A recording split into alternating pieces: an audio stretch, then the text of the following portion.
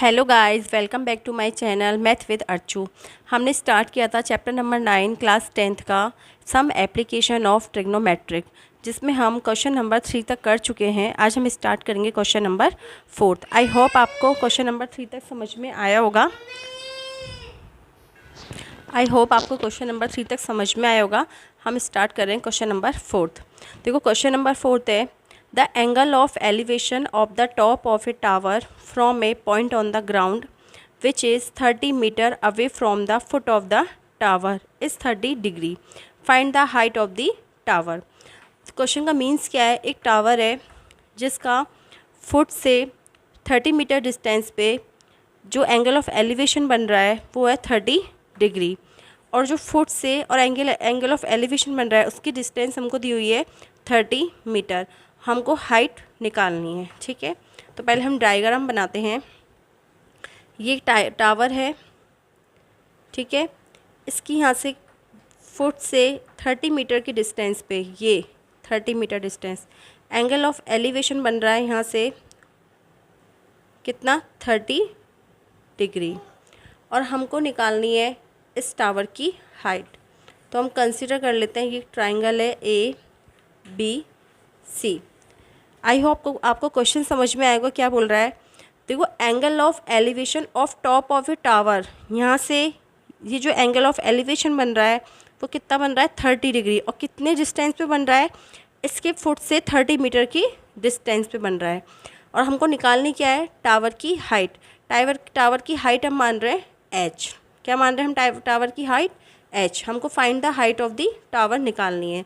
मैं साइड में फॉर्मूला लिख देती हूँ, P B P upon H H B. देखो ये क्या होता है, परपेंडिकुलर, ये क्या होता है, बेस। जब हमको परपेंडिकुलर निकालना है और बेस दिया हुआ है तो हम कौन सा फॉर्मूला लगाएंगे, थिंक करेंगे हम कि साइन लगाएंगे, कॉस लगाएंगे, टेन लगाएंगे। देखो इसमें तो बेस है ही नहीं, तो साइन तो ऑटोमेटिक कैंसिल हो गया।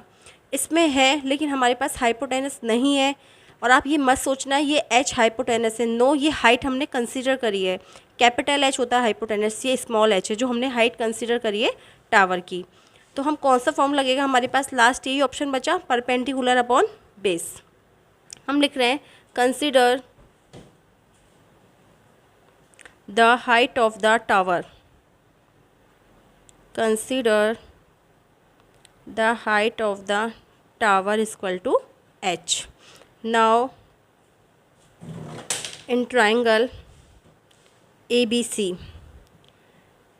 tan theta is equal to perpendicular कितना है AB अपॉन बेस कितना है BC। तो ये हो गया tan थीटा की वैल्यू कितनी है, 30 डिग्री।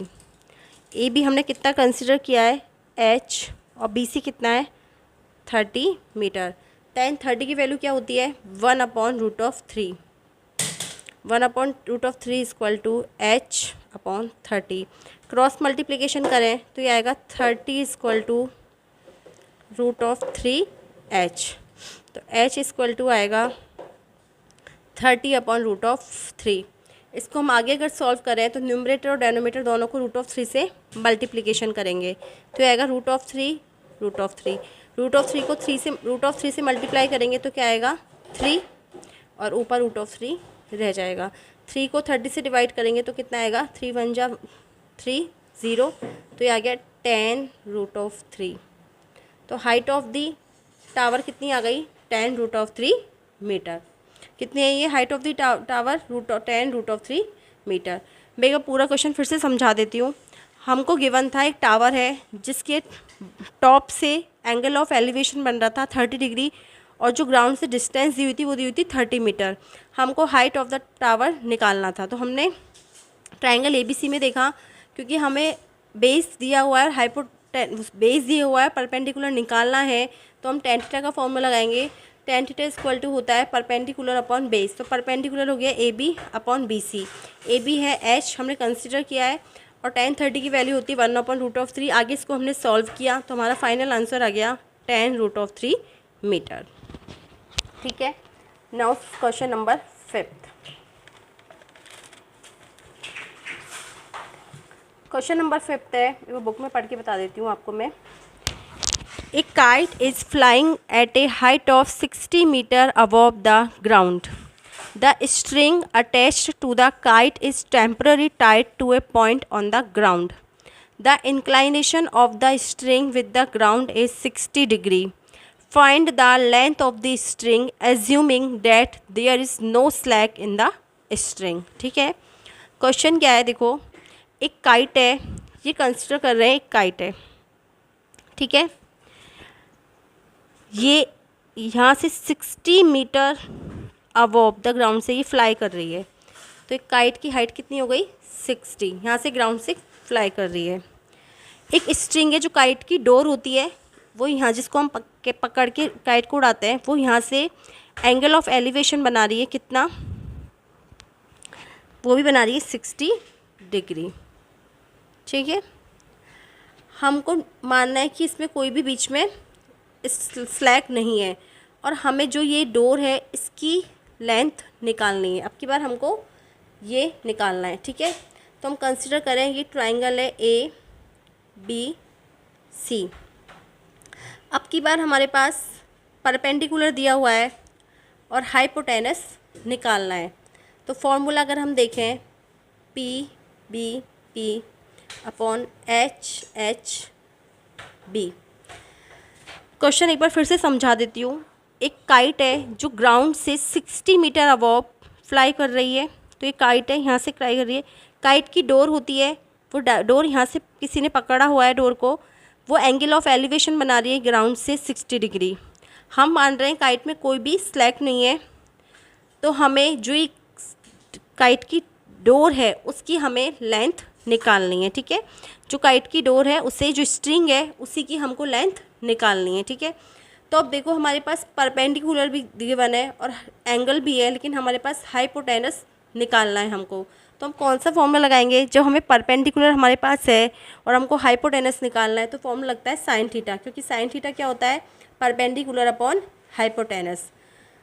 तो in triangle A B C sine theta equal to perpendicular कितना हो गया B C upon hypotenuse A C. Theta की वैल्यू कितनी है 60, तो sine 60 equal to B C कितना है 60 अपॉन ए सी हमको निकालना है। साइन 60 की वैल्यू कितनी होती है √3/2।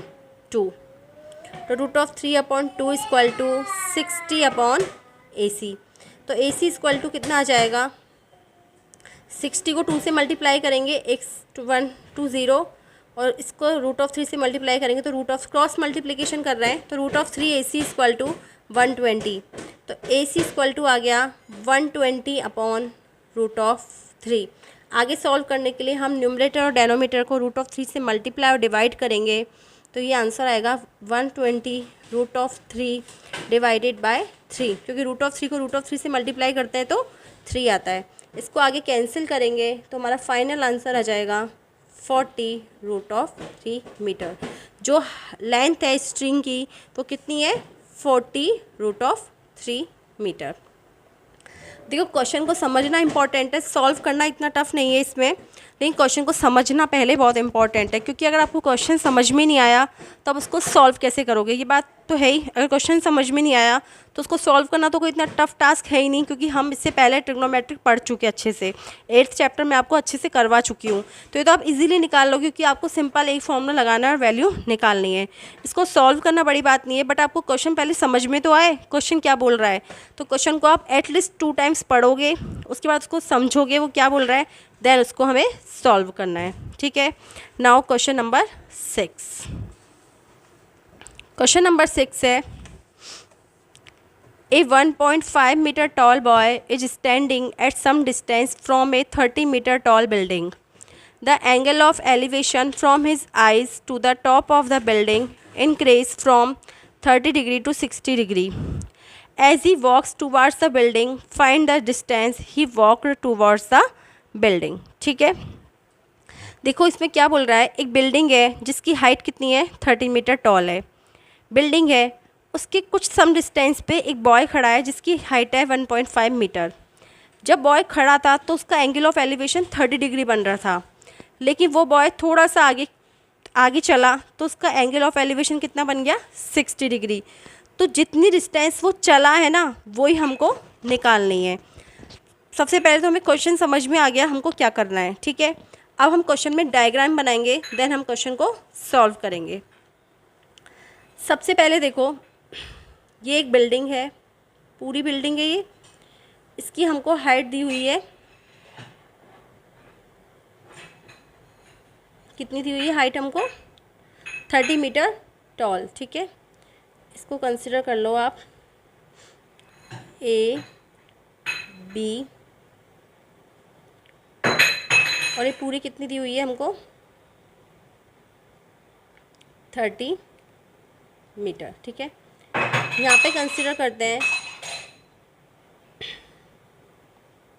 एक बॉय खड़ा है, ठीक है। यहाँ पे हम कंसिडर कर रहे हैं एक बॉय खड़ा है, तो उसका जो एंगल ऑफ एलिवेशन बन रहा है वो पहले बन रहा है 30 डिग्री, और जो बॉय खड़ा है वो कितनी है, उसकी डिस्टेंस 1.5 मीटर। ये पूरा बॉय यहाँ पे खड़ा है ना, तो इसकी कितनी हो गई 1.5 मीटर, ठीक है।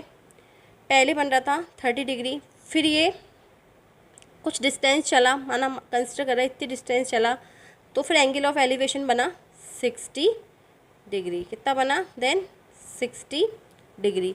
तो ये कितना चला, यहाँ से लेके यहाँ तक चला ना, यहाँ से लेके यहाँ तक चला। तो ये ए बी सी मान लेते हैं इसको, आगे इसको मान लो ए बी सी हो गया, डी मान लो इसको, और इन दोनों को मान लो ई और एफ, ठीक है। क्वेश्चन भी और फिर से समझा देती हूँ। दो गई पूरी बिल्डिंग है, आप कैसे भी मान सकते हो। देखो मैं इसलिए मानती हूँ जिससे क्या होता है कि ट्रायंगल को ABC की फॉर्म में मानते तो इजी मानना होता है। अगर हम माने ABD तो वो भी कर लो, ऐसे कोई प्रॉब्लम नहीं है। आप इन तीनों को ABC मान सकते हो, इसको BD मान सकते हो, कैसे भी मान सकते हो। लेकिन एक होता है ना ABC ट्रायंगल को कंसिडर करना एक ईजी होता है सॉल्व करने में। तो देखो ये है एक बिल्डिंग जिसकी पूरी डिस्टेंस दी हुई है, हमको हाइट दी हुई है 30 मीटर। एक बॉय यहाँ खड़ा हुआ है, पहले उसका एंगल ऑफ एलिवेशन था 30 डिग्री, फिर यहाँ से यहाँ चला तो उसका एंगल ऑफ एलिवेशन बना 60 डिग्री, ठीक है। अब वो यहाँ से जो यहाँ चला है कंसिडर कर रहे हैं वो x है, ओके। हमको निकालनी है इस x की वैल्यू ही हमको निकालनी है कि वो कितनी डिस्टेंस पे चला है, ठीक है। देखो ये पूरा कितना है 30 डिग्री, तो ये कितना होगा, ये कितना होगा, क्योंकि ये 1.5 है। अगर 30 में से 1.5 माइनस कर दें तो ये कितना आ जाए, इसकी आ जाएगा AB आ जाएगा। तो पहले हम AB निकालने के लिए क्या करेंगे, AB equal to AE minus BE। AE कितनी है टोटल 30 माइनस BE कितना है, क्योंकि जो बॉयज़ की हाइट है वही तो BE है, वो कितना है 1.5। 30 में से 1.5 गए तो कितने बचेंगे 5, 29 में से 28, तो ये कितना आ गया 28.5। तो ए भी कितनी आ गई 28.5। अब देखो हमारे पास परपेंडिकुलर है, बेस नहीं है, एंगल ऑफ एलिवेशन है। फॉर्मूला हम कौन सा लगाएंगे, PBP अपॉन HHB, ठीक है। हमारे पास परपेंडिकुलर है, बेस भी नहीं है और हाइपोटेनस भी नहीं है। तो पहले हमको निकालना क्या है, x निकालना है, हमको निकालना क्या है, हमको x, ठीक है। अगर हम पहले AC निकाल लें, AC कैसे निकलेगा, हम साइन थीटा का फॉर्मूला लगाएं। साइन थीटा इक्वल टू क्या होता है, परपेंडिकुलर अपॉन हाइपोटेनस, ठीक है। और टेन थीटा का फॉर्मूला क्या होता है, परपेंडिकुलर अपॉन बेस। चाहे आप साइन थीटा का लगा लो चाहे टेन थीटा का लगा लो, ठीक है। तो पहले हम लगा रहे हैं, हम देख रहे हैं ट्राइंगल ABC में, इन ट्राइंगल ABC में, ठीक है। In triangle ABC, in triangle ABC में देखें परपेंडिकुलर है, बेस निकालें, पहले BC निकालें, तो ये आएगा 10 60 equal to A B upon B C. tan 60 की वैल्यू कितनी आएगी, √3। ए बी कितना है 28.5 अपॉन बी सी। तो बी सी इक्वल टू कितना आ जाएगा 28.5 अपॉन